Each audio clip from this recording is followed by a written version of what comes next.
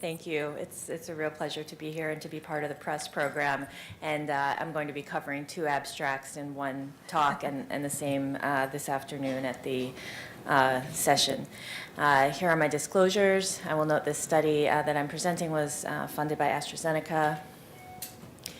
So over the years, we as a field have used repeat biopsies in patients with EGFR-mutant lung cancer after they've acquired resistance to therapies to understand the spectrum of different types of acquired resistance mechanisms.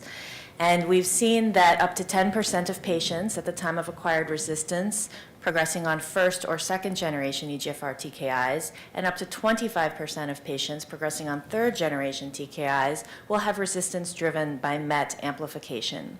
More recent studies using circulating tumor DNA as a mechanism of looking at resistance from the resistant populations of large randomized trials such as the FLORA study and the AURA3 study have shown us that also a significant subset of patients progressing on osimertinib also develop MET-driven resistance.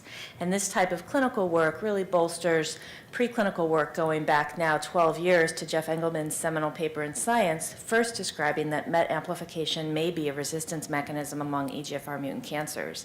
Importantly, in that paper, he showed in preclinical models that when you have this EGFR mutant cancer that's driven by MET amplification, that neither a MET drug alone nor an EGFR drug alone is enough to control the cancer, but when you have the combination, you can see cancer responses.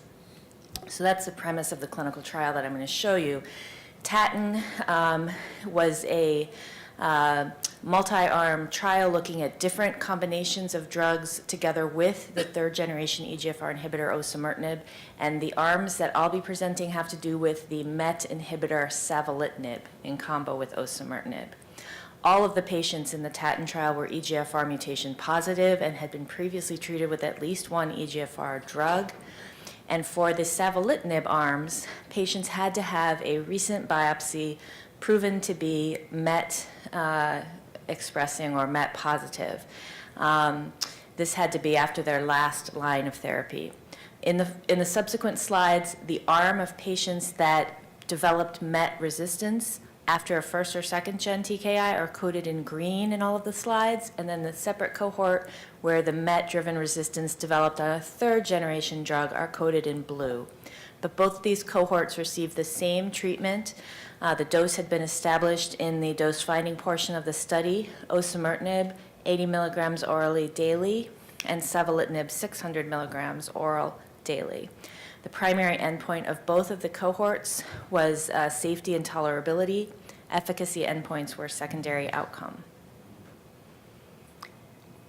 In order to enroll on TATTON and begin treatment, patients had to have MET positive on a recent tumor biopsy. Cytology was not allowed, circulating tumor DNA was not allowed. It had to be a tissue biopsy. It could be tested locally, however. They did not have to wait for central confirmation in order to begin on treatment. There were 3 different modalities that were allowed for this local testing: FISH, NGS, and IHC, and you can see the corresponding cutoffs that were defined for their local testing to be called positive. So now we'll go to the cohort where patients developed MET-driven resistance after a first or second generation EGFR TKI. Here you can see the summary of the patient demographics. I will point out that 80% of the patients in this cohort of 46 total patients were Asian. And then the number of prior therapies, the majority, 67%, had only one prior line of treatment, which was the first or second generation TKI that they received. So this is overall a second-line cohort of patients. Here's the preliminary anti-tumor activity for these patients on osimertinib and savolitinib. The objective confirmed response rate is 52%. There are currently 16 patients categorized as having stable disease, although 4 of them have an unconfirmed partial response. When looking at the waterfall plot, recall that all of the patients had to have a MET positive test in order to get on the study. The plus marks under most of the patients denote those patients that had centrally MET FISH confirmation performed.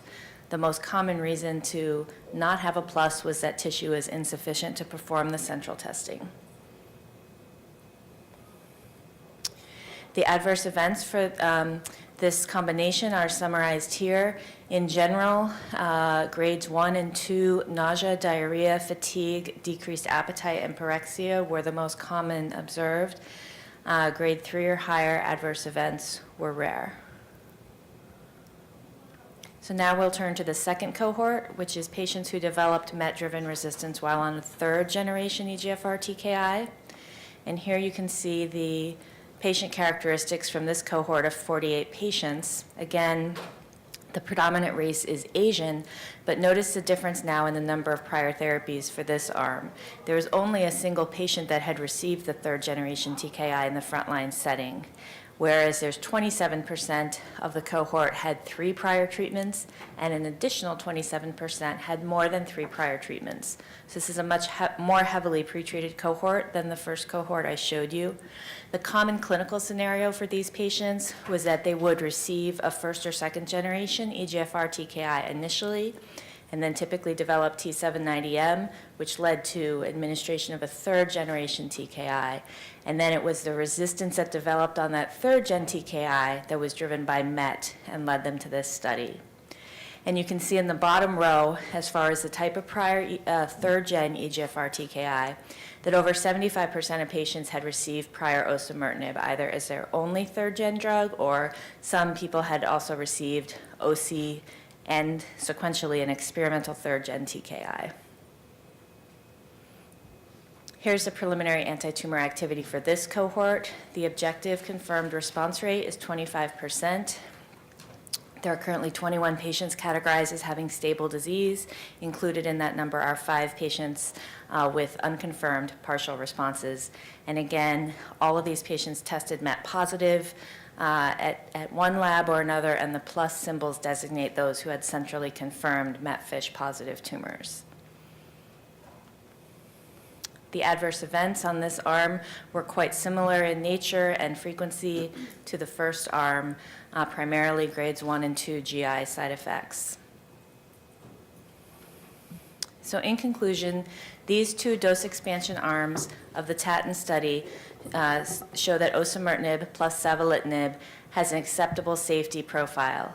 The combination showed encouraging anti-tumor activity in EGFR mutant patients with MET amplification as a resistance mechanism after disease progression on first, second, and third line TKI, third generation TKIs.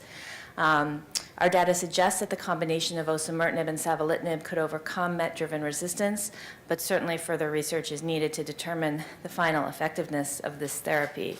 And to that end, there are 2 studies that are open or will be opening this year. One is Savannah, which is already open and starting to accrue. This is a single-arm phase 2 study of osimertinib and savolitinib in patients who have progressed, EGFR mutant patients who have progressed on osimertinib, given in the first, second, or third line setting. And one thing that will be nice about Savannah is that all the tissue will be collected and tested by a variety of different mechanisms centrally so that we can get better understanding of the differences between the different ways to find MET-driven resistance. That's not possible with the TATTON phase 1 study. The primary endpoint of Savannah will be objective response rate. And later this year, the Orchard study will be opening, looking at mechanisms of resistance to first-line osimertinib. This is a multiple-arm study which will have various biomarker-matched and non-matched treatment arms, but patients progressing on first-line OC who develop MET-driven resistance will be shuttled toward the osimertinib savolitinib arm in Orchard. So thank you for attention. I'm happy to take any questions.